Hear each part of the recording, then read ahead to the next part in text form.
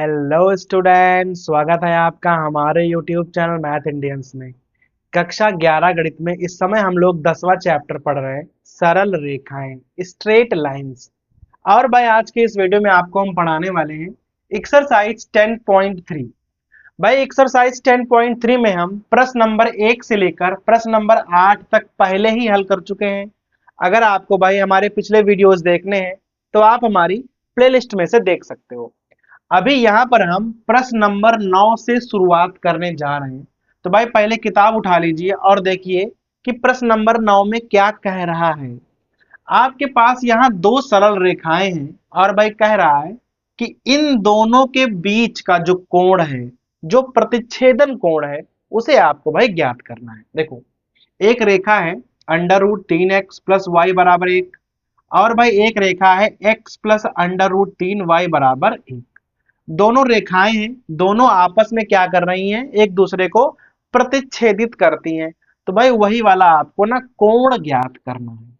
बहुत ध्यान दीजिएगा, अगर आपको दो रेखाओं के बीच का कोण ज्ञात करना है तो आपको पहले दोनों रेखाओं की ढाल निकालनी पड़ेगी। ठीक है, तो पहले यहां निकालेंगे हम रेखा की ढाल। तो भाई यहां लिखेंगे रेखा की ढाल m1 लिखेंगे उसको। और भाई सूत्र क्या होता है?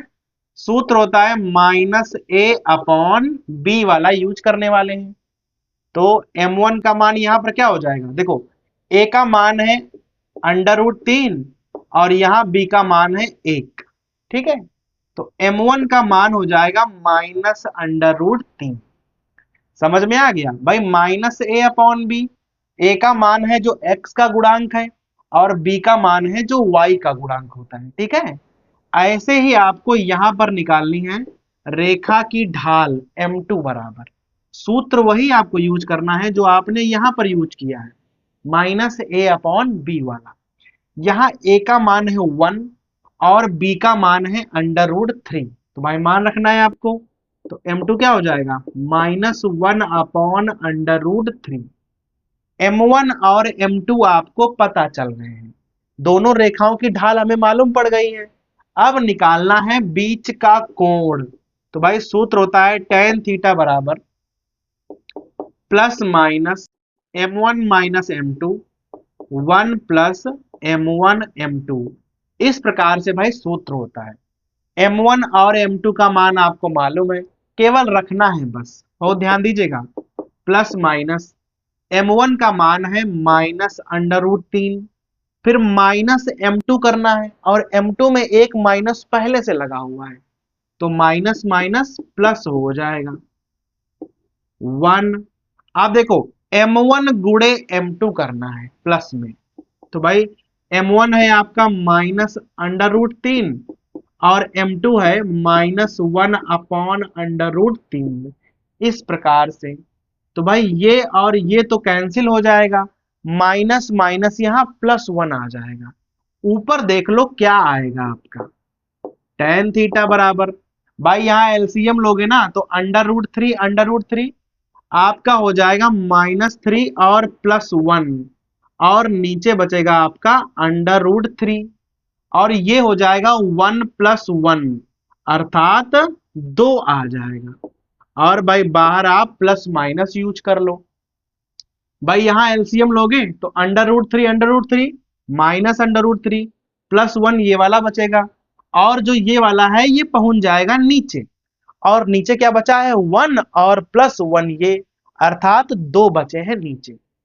-3 में से 1 घटाओगे तो माइनस के 2 बचेंगे। तो भाई यहां आ जाएगा -2/2√3 इस प्रकार से। ठीक है, 2 और 2 ना आप कैंसिल कर दो तो सीधा आ जाएगा आपका मान tan थीटा बराबर, भाई प्लस माइनस यूज कर लो, आ जाएगा 1/√3। वो भी माइनस के आ जाएंगे, भाई माइनस बचेगा ना बाहर। तो एक बार आपको माइनस लेना है और एक बार लेना है आपको प्लस। तो पहले अगर आप माइनस लोगे तो ये माइनस माइनस प्लस हो जाएगा।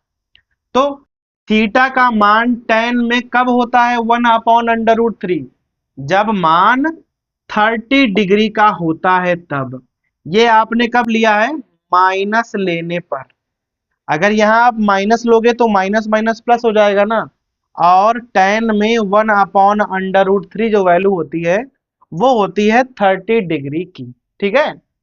अब आप दूसरा मान भी ले सकते हो, जब आप प्लस लोगे तब। भाई जब प्लस लोगे तो अंदर तो माइनस की वैल्यू बचेगी ना, तो आपको इस प्रकार से निकालना पड़ेगा। अब आपको बताना है कि tan में -1/√3 कब होता है। तो उसके लिए आपको ये जानना पड़ेगा कि tan जो है वो माइनस का कब होता है। tan जो है वो माइनस का कब होता है। देखो, पहले वाले में सब प्लस के होते हैं, दूसरे में साइन प्लस का होता है, तीसरे में tan प्लस का होता है, और चौथे में cos प्लस का होता है। तो भाई tan जो है वो पहले वाले में प्लस का होगा, तो भाई दूसरे वाले में तो माइनस का होगा। ठीक है। तो दूसरे वाले में आपको जाना है। तो यहां से जब मान निकालोगे ना, तो थीटा का मान 150 डिग्री आ जाएगा।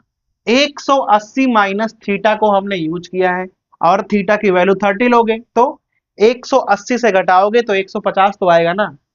तो भाई यहां पर चूंकि प्लस माइनस होता है सूत्र में, तो एक बार हमने माइनस लिया तो 30 डिग्री आ गया, प्लस लिया तो 150 डिग्री आ गया है। ठीक है। तो भाई इस प्रकार से आप किसी भी दो रेखाओं के बीच का कोण निकाल सकते हो। कैसे निकालना है? दोनों की ढाल आपको अलग अलग निकालनी है, -a/b वाला फार्मूला यूज करना है। उसके बाद सीधा tan थीटा बराबर plus minus m1 minus m2 upon 1 plus m1 m2 use करना है, मान रखना है, और आंसर भाई आप बहुत आराम से निकाल लोगे। अब भाई आ जाओ प्रश्न नंबर 10 पर। देख लो यहां पर भाई क्या है, कह रहा है कि आपके पास कोई दो बिंदु हैं H,3 और 4,1। इनसे होकर ना कोई रेखा जाती है, और जो इनसे होकर रेखा जाती है वो इस रेखा के साथ समकोण बनाती है, 90 अंश का कोण बनाती है। ऐसी भाई कोई रेखा है, तो आपसे कह रहा है कि जरा आपको h का मान बताना है कि भाई h की वैल्यू क्या होगी। दोबारा से देख लो, इन दोनों से होकर कोई रेखा जाती है, वो रेखा इस रेखा के साथ समकोण का कोण बना रही है, अर्थात इनसे जाने वाली रेखा इस रेखा पर लंबवत है, ऐसा कह रहा है। तो आपको h का मान ज्ञात करना है। पहली बात देख लो, अगर आपको कोई दो बिंदु मालूम है और कह दे कि उनसे होकर कोई रेखा जाती है, तो आप वहां से एक बात तो बड़े आराम से निकाल सकते हो, उस रेखा की ढाल। बिंदुओं पर x1 y1 x2 y2 लिख दो, और इस रेखा की ढाल निकालो। तो यहां लिख दो रेखा की ढाल, और भाई उसे m1 करके लिखेंगे, क्योंकि बाद में हम इस रेखा की ढाल भी निकालेंगे, तो उसे हम m2 करके लिख लेंगे। सूत्र होता है हमारा y2 minus y1 upon x2 minus x1। ऊपर से आपको केवल मान रखने हैं। देखो, y2 है 1, y1 है आपका 3। क्लियर है? x2 है हमारे पास 4, और x1 है h। इस प्रकार से भाई थोड़ा सा हल करोगे तो ये आ जाएगा आपका m1 का मान। ठीक है। तो इस रेखा की आपने भाई ढाल निकाल ली। अब हम इस रेखा की ढाल निकालेंगे, जो ये वाली रेखा है। तो यहां पर फिर से भाई लिखेंगे रेखा की ढाल, और भाई जो यहां पर रेखा है उसकी ढाल को हम लोग m2 यूज करेंगे, क्योंकि भाई देखो दो बार रेखा की ढाल आई है ना, तो उसे हम लोग m1 m2 की तरह यूज करने वाले हैं। सूत्र लगाएंगे हम लोग -a/b वाला। क्लियर है? a का मान है 7 और b का मान है -9। देखो m2 बराबर हो जाएगा -7 बटे -9। माइनस माइनस कैंसिल, यहां आ जाएगा 7/9। ये आपका m1 है और ये है आपका m2। अब देखो भाषा पर ध्यान दीजिएगा, ये रेखा और ये रेखा आपस में लंबवत है, समकोण बनाती है। अगर रेखाएं आपस में लंबवत है, तो यहां पर आप एक लाइन लिखोगे, यदि दोनों रेखाएं आपस में लंबवत हैं। अगर लंबवत है तो m1 गुणे m2 बराबर -1 होना चाहिए। जब रेखाएं लंबवत होती हैं तो उनकी प्रवणताओं के बीच में, उनकी ढाल के बीच में ये वाला रिलेशन काम करता है। मान रखो भाई m1 का मान है -2, यहाँ 4 -h। m2 का मान है अपना 7/9, बराबर में है -1।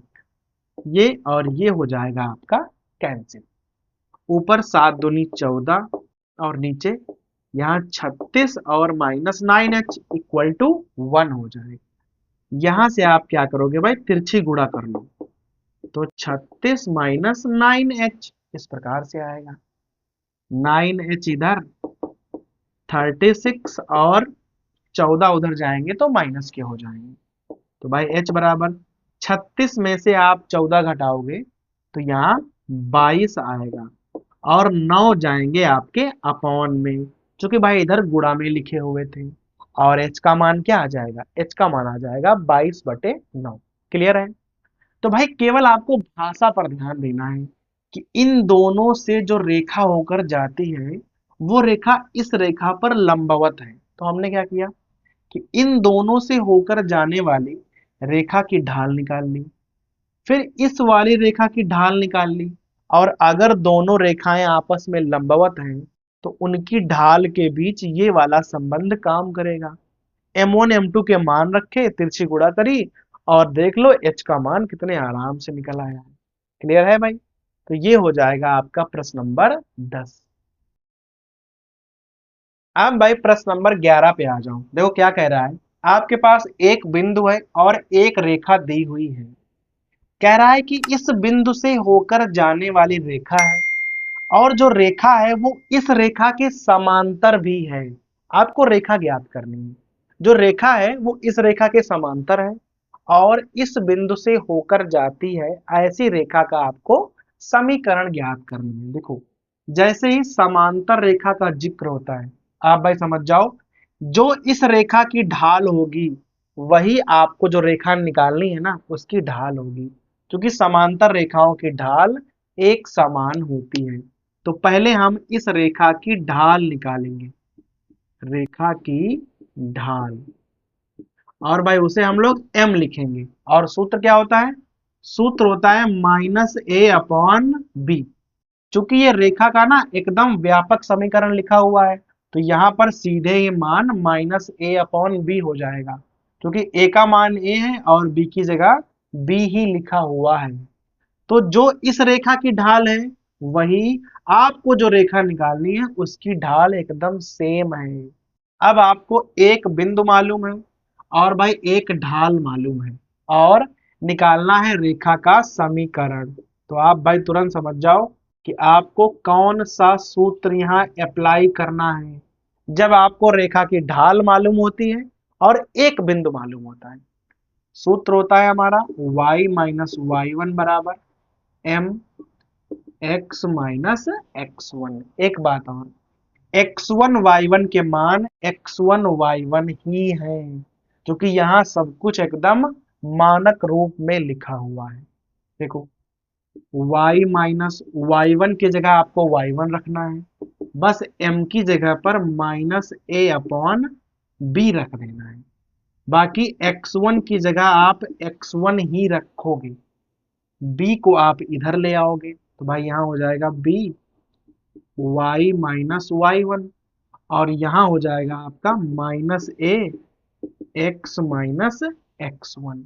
ये वाला माइनस का है, इधर लाओगे तो प्लस का हो जाएगा। तो पहले हम इसे लिखेंगे a x माइनस x1 और plus b y minus y1 और बराबर में आ जाएगा 0। और यही चीज आपको प्रूव करनी थी। सवाल में कह रहा था कि भाई इससे होकर जाने वाली और इसके समांतर रेखा का समीकरण ये वाला होगा, ऐसा आपको सिद्ध करना था। तो भाई हमने निकाला और देख लो, मिला के आप देख लेना, यही वाली चीज लाने को कह रहा था तो वही चीज ला दी हमने ना। तो यहाँ पर लिख दोगे आप हेंस प्रूव्ड, यही सिद्ध करना था। क्लियर हो गया? तो भाई ये हो जाएगा आपका प्रश्न नंबर 11। अब भाई प्रश्न नंबर 12 को आप देखिए। आपके पास कोई एक बिंदु दिया गया है, कह रहा है कि 2, 3 से होकर कोई रेखा जाती है, ठीक है। अब जो रेखा है वो एक नहीं दो है, दो रेखाएं हैं जिसमें एक की हमें ढाल मालूम है, ठीक है। और जो ये वाली रेखा है उसकी ढाल हमें नहीं मालूम है। तो एक रेखा की ढाल ये मालूम है और एक की ढाल आप कुछ भी मान लो। तो दो रेखाएं जो हैं वो आपस में 60 डिग्री का कोण बनाती हैं। तो एक जो ये वाली रेखा है और जो ये वाली रेखा है, ये दोनों आपस में काटती हैं और वहां पर 60 डिग्री का कोण बनाती हैं। ये बात आपको मालूम है। और जो रेखा आपको निकालनी है वो इससे होकर जाती है।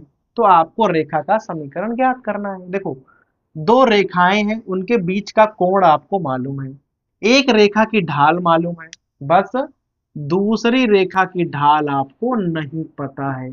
M2 मान लिया हमने उसे। भाई M1 मालूम है और जो नहीं मालूम है उसे हमने M2 मान लिया, ठीक है। बीच का कोण आपको दिया गया है, तो सबसे पहले आप बीच का कोण वाला सूत्र यूज करोगे। तो भाई प्लस माइनस पहले लगा लोगे, M1 माइनस M2, यहाँ हो जाएगा 1 प्लस M1 इंटू M2, इस प्रकार से। केवल मान रखने हैं आपको।